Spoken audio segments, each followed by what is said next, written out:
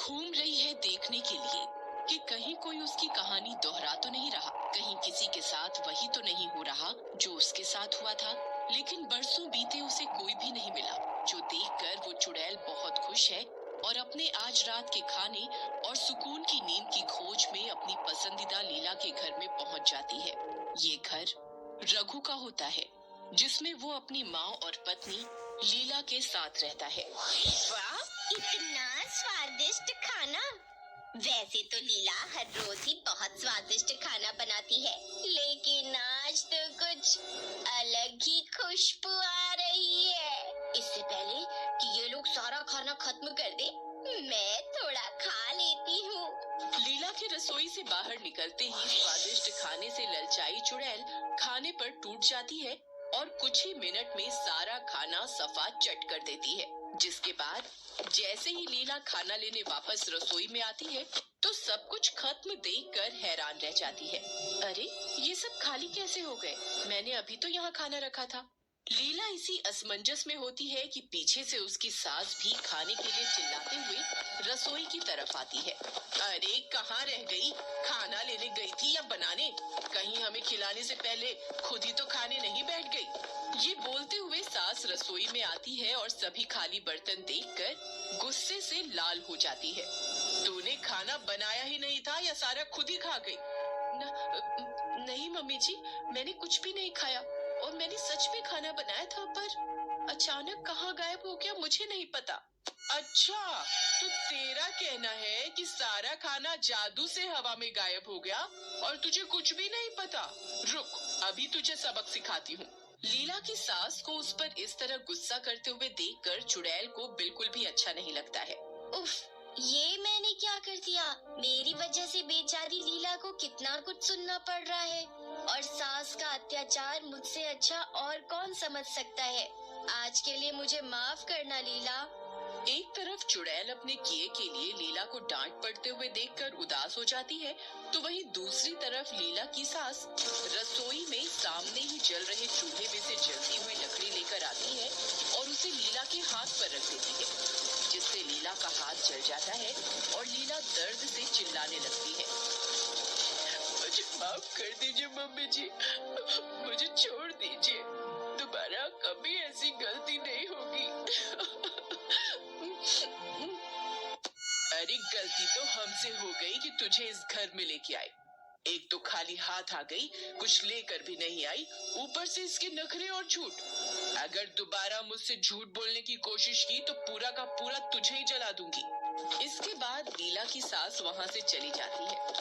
लीला दर्द से रोते हुए वहीं जमीन पर बैठ जाती है, जिसे देखकर चुड़ैल को बहुत बुरा भी लगता है और गुस्सा भी आता है। ये मैंने क्या कर दिया? मेरी वजह से बेचारी लीला को कितना कष्ट सहना पड़ रहा है, लेकिन उसकी सास ने जो किया वो बिल्कुल भी सही नहीं था।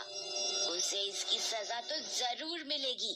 लीला की सास को सबक सिखाने के लिए चुड़ैल एक योजना बनाती है और रात को सबके सोने के बाद लीला की सास के पास जाकर बैठ जाती है। फिर उसके कान में कुछ बोलती है, जिससे लीला की सास डर कर चौंकते हुए उठ जाती है और चुड़ैल को अपने सामने बैठा हुआ देखकर लीला की सास बहुत डर जाती है और चिल्लाने की कोशिश करती है, लेकिन चुड़ैल के जादू की वजह से उसकी आवाज गायब हो चुकी होती है।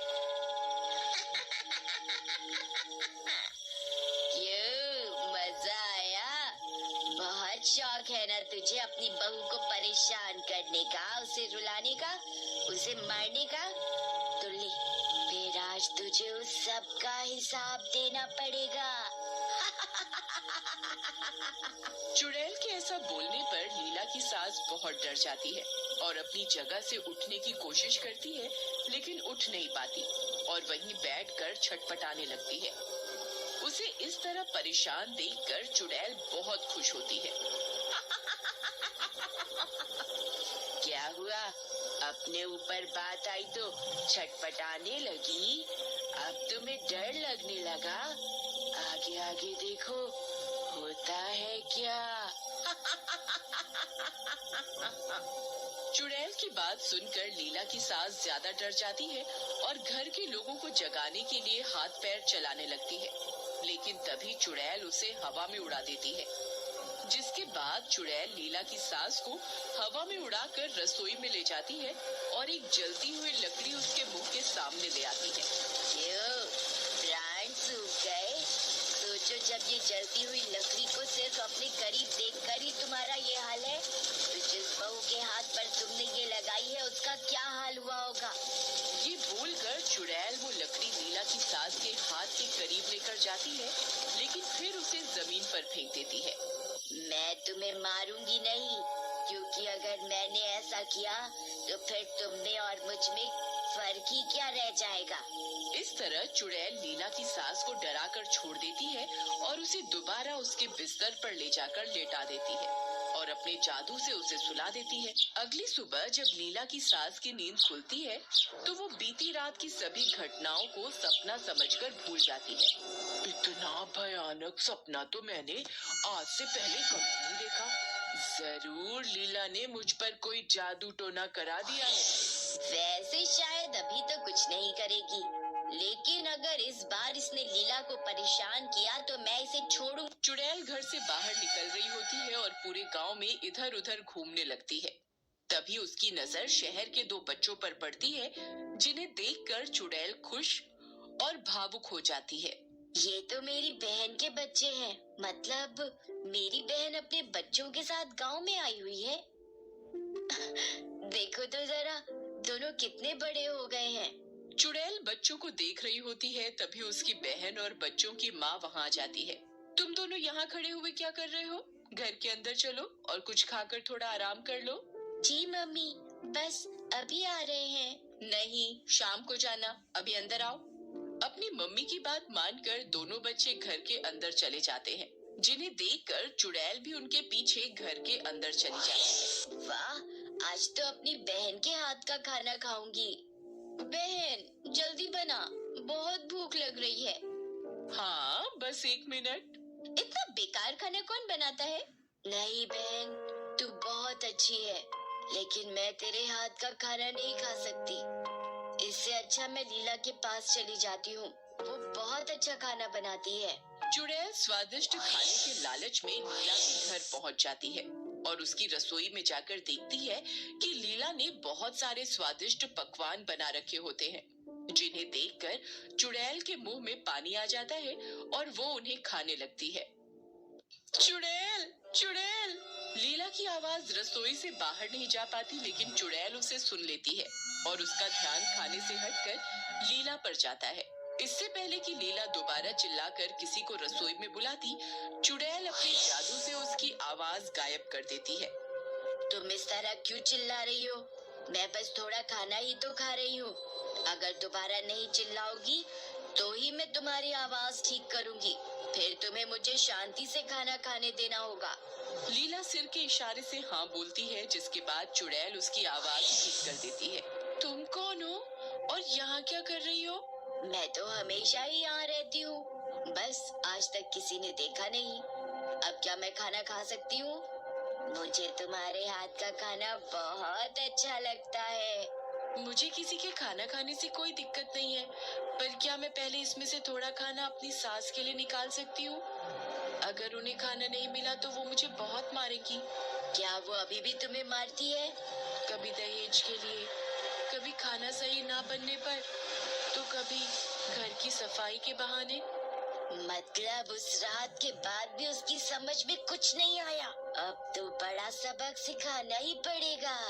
चुड़ैल की बात सुनकर लीला असमंजस में पड़ जाती है, लेकिन तभी सास के खाने को याद करके उसकी बात को नजरअंदाज करते हुए सास के लिए खाने की थाली लेकर रसोई से बाहर चली जाती है, जिसके जाने के बाद चुड़ैल खाना छोड़कर सास के अत्याचार खत्म करने की योजना सोचने लगती है।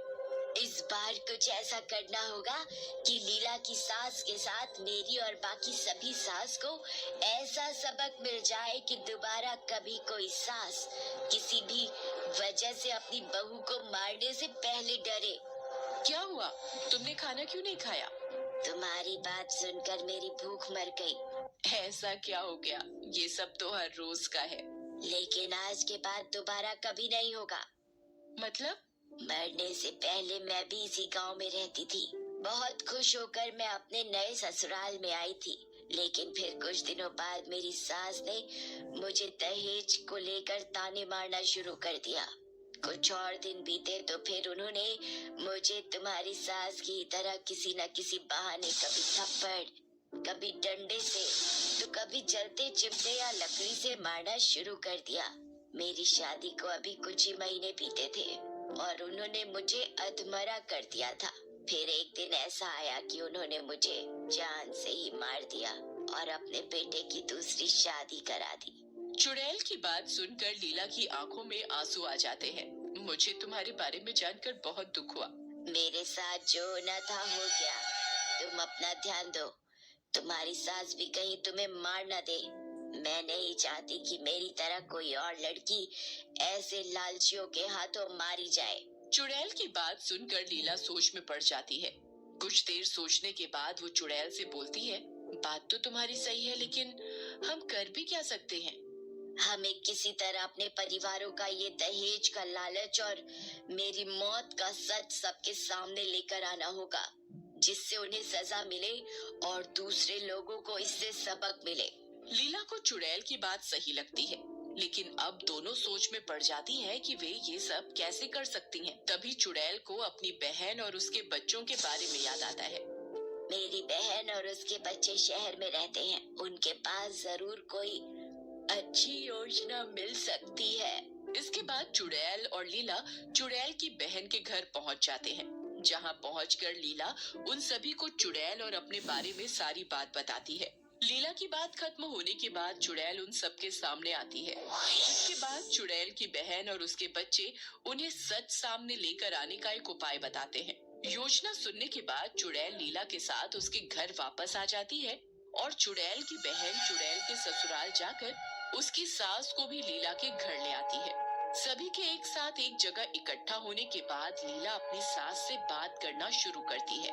अब दहेज के लालच में मुझे हमेशा मारती रहती है, पर आज के बाद ऐसा कुछ नहीं चलेगा। अगर आपने मुझ पर हाथ भी उठाया तो फिर मुझसे बुरा कोई नहीं होगा।